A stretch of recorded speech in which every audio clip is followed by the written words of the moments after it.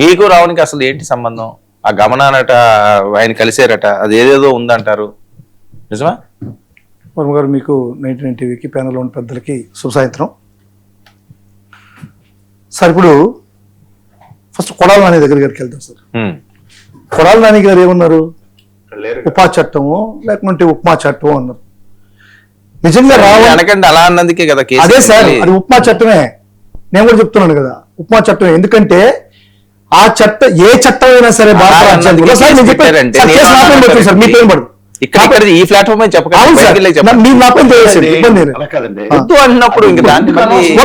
ఒక్కటి సార్, మీరు కావాల్సింటే రాజ్యాంగ పరంగా వెళ్ళండి. మేము అన్ని విచారించే నేను ఈ మాట మాట్లాడుతున్నాను.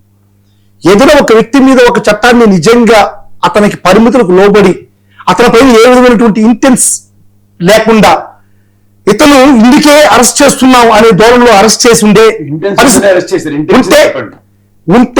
అప్పుడు అది ఉప్మా చట్టమే. కానీ అతన్ని అరెస్ట్ చేసినటువంటి విధానం ఏంటి?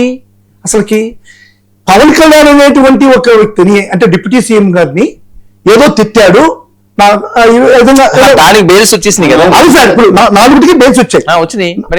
ఫస్ట్ వచ్చింది, 2ోది వచ్చింది, 3 వచ్చింది, 4 వచ్చింది, అని 4కి బెయిల్స్ వచ్చాయి. ఇంకా ఇదే విధంగా వదిలేస్తే ఇంక మనకు భయపడరు. రావణుడు భయపడ్డు, అదేవిధంగా ప్రజలు భయపడరు. ప్రభుత్వానికి మా మాట ప్రభుత్వం ఏం చేసినా సరే ఎదుర్కొంటారు. అదే వైఎస్ఆర్ కాంగ్రెస్ పార్టీ కార్యకర్తలు భయపడరు. ఇందులో ప్రజలు ఎందుకు వచ్చారు? అవును సార్, ఇప్పుడు ప్రజలు కూడా భయపడరు కదా. ఎందుకంటే ఇప్పుడు చేసేటువంటి అక్రమాన్ని ఎదుర్కోవడానికి ధైర్యంగా ముందుకు వస్తారు. అంటే ఎటువంటి చట్టం పెట్టినా సరే బయటకు వచ్చేస్తా ఉన్నారు. కాబట్టి ఈ చట్టాలు కోర్టులు సపోర్ట్ చేస్తున్నాయి. వీటికంతా కూడా ఏం చేసినా సరే కోర్టులు సపోర్ట్ చేస్తున్నాయి. అంటే ప్రభుత్వం చేసేటువంటి అరాచకాలు ఎదుర్కొంటే ప్రభుత్వాలు ఎంత చట్టాలు పెట్టినా కానీ మనకు న్యాయంలో దొరుకుతుందనేటువంటి ఒక ధైర్యం ప్రజల్లోకి వస్తుంది. కాబట్టి ప్రభుత్వం చేసేటువంటి అరాచకాన్ని మనం చాలా మంది ప్రజలు వచ్చి అడ్డగిస్తారు, వైఎస్ఆర్ కాంగ్రెస్ పార్టీ కార్యకర్తలు వచ్చి అడ్డగిస్తారు. కాబట్టి ఈ విధంగా రావణ్ నిద్రిస్తామంటే మనం చాలా ఇరుకుని పడతాం. వెంటనే రావణ్ ఏదో ఒక విధంగా అరెస్ట్ చేయాలా, ఈ ప్రజల్ని కానీ వైఎస్ఆర్ కాంగ్రెస్ పార్టీ కార్యకర్తలు కానీ భయపెట్టాలా అనేటువంటి ఒక దురుద్దేశంతో పెట్టినటువంటి ఈ ఉపాచట్టం. ఇదంతా మీకెలా తెలుసు? నాకేంది సార్ తెలిసేది? ప్రజలంతా సమాజంలోకి వెళ్తే ఆంధ్ర రాష్ట్రంలో శ్రీకాకుళం నుంచి చిత్తూరు కుప్పం దాకా వెళ్తే రాష్ట్ర ప్రజల్లో జరిగేటువంటి యొక్క సందడి ఇదే. ఈ విధంగా ఉపా చట్టాన్ని ఈ విధంగా ఉపయోగిస్తున్నారు, వీళ్ళు ఈ విధంగా దుర్వినియోగపరుస్తున్నారు చట్టాలని అని చెప్పినటువంటి ఒక సార్. యాక్చువల్గా ఉపా చట్టంలో కూడా చాలా రుసుగులు ఉన్నాయి సార్.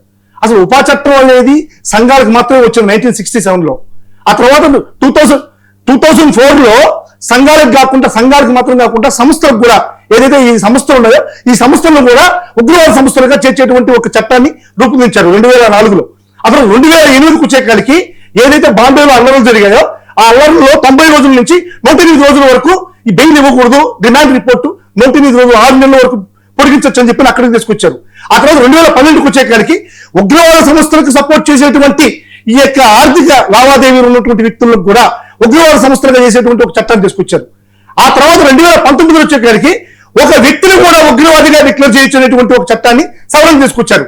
ఈ సవరణలో నేషనల్ ఇన్వెస్టిగేషన్ ఏజెన్సీస్ ఏదైనా కానీ రాష్ట్రంలో ఉన్నటువంటి డీజీపీకి సంబంధం లేకుండా ఈ ఆస్తులు జప్తు చేసేటువంటి అధికారాన్ని కూడా ఒక అధికారాన్ని పెట్టారు. ఇప్పుడు ఒక పరిపూర్ణత వచ్చింది. ఇంత పగడ్బందీ చట్టాన్ని ఒక యూట్యూబ్ల మీద పెట్టడం అనేటువంటిది ప్రజలందరూ కూడా ఒక వేదికలో మాట్లాడుకునేటువంటి పరిస్థితి ఉంది. ఎందుకంటే దీన్ని ఈ విధంగా అపహాస్యం చేయడం, ఇంత మంచి పగడ్బందీ చట్టాలని ఎవరికి ఉపయోగించాలా, ఎవరికి ఉపయోగించకూడదు, ప్రభుత్వం ఇంత పగడ్బందీ చట్టాలని తన చేతుల్లోకి తీసుకుని ఒక బలవంతంగా తను ఎదిరించిన వాళ్ళని, తన తప్పుడు మాటలు మాట్లాడిన వాళ్ళని, తను మాట్లాడిన మాటలు తిరిగి చెప్పిన వాళ్ళని మీద పెట్టడం అనేటువంటిది అపహాస్యంగా అనిపిస్తోంది. కాబట్టి చెప్తున్నాను సార్, ఇప్పుడు కొడాల నాని గారు చెప్పిన విషయానికి చట్టపరంగా ఏదైనా చట్టాన్ని, ఏదైనటువంటి దీన్ని విమర్శించేటువంటి హక్కు భారత పౌరుడిగా అందరికీ ఉంది సార్.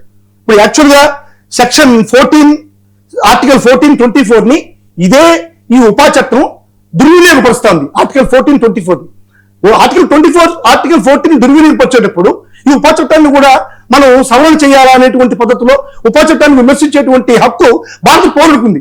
అంత మాత్రం ఉపా చట్టాన్ని మీరు ఇచ్చేస్తున్నారని చెప్పి నేను కేసులు పెడేస్తాం అనుకుంటే అది అవివేకం.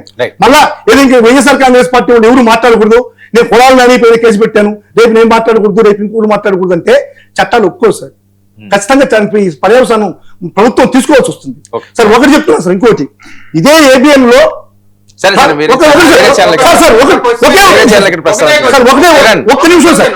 మాట్లాడితే మళ్ళీ ఇస్తారు. కిరణ్ మాట్లాడండి. ఒక్క క్వశ్చన్ సార్, రెడ్డి గారిని అడిగి ఒకే ఒక్క ఇంకా మీరు క్వశ్చన్ అంటే ఆయన ఆన్సర్ చెప్తారు. నెక్స్ట్ రౌండ్ లో చెప్తారు కానీ కిరణ్ మాట్లాడండి. ఏంటి మీ ఒపీనియన్ ఏంటి? అందరికీ నమస్కారం అండి. సార్, సమాజంలో శాడిజం ఎక్కువైపోయినప్పుడు, అరాచకాలు శృతిమించినప్పుడు, లా అండ్ ఆర్డర్ కంట్రోల్ తప్పే పరిస్థితులు వచ్చినప్పుడు, లేకపోతే దేశ సమగ్రతకి భంగం వాటిల్లే కార్యక్రమాలు ఎవరన్నా చేస్తున్నారేమో అన్న అనుమానం కలిగినప్పుడు ఇటువంటి చట్టాలన్నీ బయటకు తీసి ప్రజలందరికీ తెలియజేయాల్సిన పరిస్థితి ఉంటుంది. 2019 నుంచి 24 వరకు అసలు మాకెవ్వరికి తెలియని సెక్షన్లు అన్నీ కూడా చట్టాల్లో ఉన్న అంశాలు, లేకపోతే చట్టాల్లో ఉన్న లూప్ హోల్స్, లేకపోతే లా ఎట్లా పనిచేస్తుంది, కోర్టులు ఎట్లా పనిచేస్తాయి అనేది చాలా వివరంగా తెలుసుకునే అవకాశం జగన్మోహన్ రెడ్డి గారి దయ వల్ల మాకు వచ్చింది. ఎందుకంటే అన్ని రకాల కేసులు పెట్టి, అన్ని రకాల పరిస్థితుల్ని మాకు కల్పించి, సెక్షన్లన్నీ తెలుసుకునే విధంగా ఒక లాయర్కి ఎంత నాలెడ్జ్ అయితే గెయిన్ చేస్తాడో, ఒక సామాన్యుడు కూడా అన్ని సెక్షన్ల గురించి తెలుసుకునే విధంగా జగన్మోహన్ రెడ్డి గారు మాకు అన్ని నేర్పించారు 2019 నుంచి 24 మధ్యలో. అయితే ఇక్కడ ఉపా చట్టం ఎందుకు పెట్టారు అనేది మీరు క్వశ్చన్ చేయవచ్చు. ఉపా చట్టం వర్తిస్తుందా లేదా అనేది దాని గురించి వీళ్ళు చర్చ చేసుకోవచ్చు. కానీ చట్టాన్ని వక్రీకరిస్తూ, లేకపోతే చట్టం పేరుని వెటకారంగా, లేకపోతే ఉపాని ఉప్మా అని, లేకపోతే రాజ్యాంగం వీళ్ళకి నచ్చకపోతే నచ్చలేదని చెప్పొచ్చు. కానీ రాజ్యాంగానికి ఇంకో పేరు చెప్పి రాజ్యాంగాన్ని అవమానించకూడదు కదా. వీళ్ళకి చట్టాల మీద గౌరవం లేదు, రాజ్యాంగం మీద గౌరవం లేదు, కోర్టుల మీద గౌరవం లేదు, లాయర్లు జడ్జిల మీద గౌరవం లేదు. వీళ్ళు అట్లా కాకపోతే ఎట్లా మాట్లాడతారు? ఈ రోజున పవన్ కళ్యాణ్ గారిని తిట్టినందుకు కాదు అతని మీద ఉపా చట్టం పెట్టింది. ఒక ఎగ్జాంపుల్ చెప్తాను సార్. ఒక పిక్ పాకెటింగ్ కేసులో దొరికాడు అనుకోండి పోలీసులకి. అతన్ని విచారణ చేస్తున్నప్పుడు, లేకపోతే రికవరీ చేస్తున్నప్పుడు, అతను అంతకుముందు ఏమేమి దొంగతనాలు చేశాడు, ఏమేమి రాబరీలు చేశాడు, బందిపోట్లు ఏం చేశాడు, లేకపోతే మర్డర్లు ఏం చేశాడు, అవన్నీ బయటపడ్డాయి అనుకోండి. వాటికి సంబంధించిన సెక్షన్లు కూడా పెడతారు అతని మీద. ఆ కేసులు కూడా అతనికి అటాచ్ చేస్తారు. మీరు పిక్ పాకెటింగ్ కేసులోనే దొరికాడు, ఓన్లీ దానికి సంబంధించిన సెక్షన్లే పెట్టాలి, అతను ఎప్పుడో మర్డర్ చేస్తే దాని గురించి ఎందుకు ఇప్పుడు అటాచ్ చేస్తున్నారని అడిగారు అనుకోండి, ప్రజలు నవ్వుకుంటారు అనమాట. చట్టం తన పని తాను చేసుకుపోతుంది. అదేవిధంగా ఈ రోజున పవన్ కళ్యాణ్ గారు తిట్టినందుకు అతనికి బెయిల్ వచ్చింది.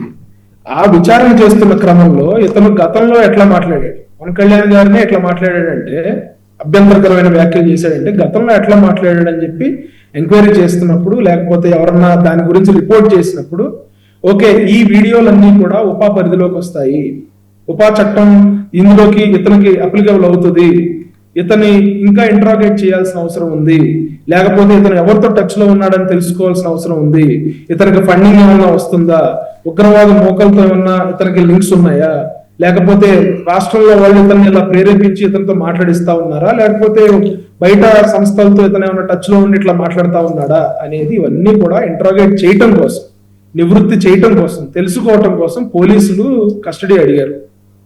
ఈలోపే వీళ్ళు అదెందుకు పెడతారు, ఇదెందుకు పెడతారు అంటే, ఈ రోజున మసూదన్ గారి మీద నేను ఏదైనా మర్డర్ కేసు పెట్టమన్నాను అనుకోండి, ప్రభుత్వంలో ఉండి, ప్రభుత్వం ఏం పెట్టదు, పోలీసులు ఏం పెట్టరు.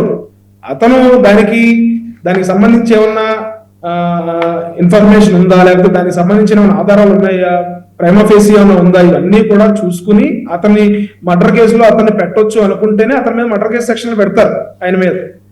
సో నేను చెప్పేది ఏంటంటే, వీళ్ళకి సంబంధం లేని విషయం అన్నారు ఫస్ట్, లేకపోతే తర్వాత మాకు సంబంధం అన్నారు, రావణుడిని మేము గెలిపిస్తాం అంటున్నారు.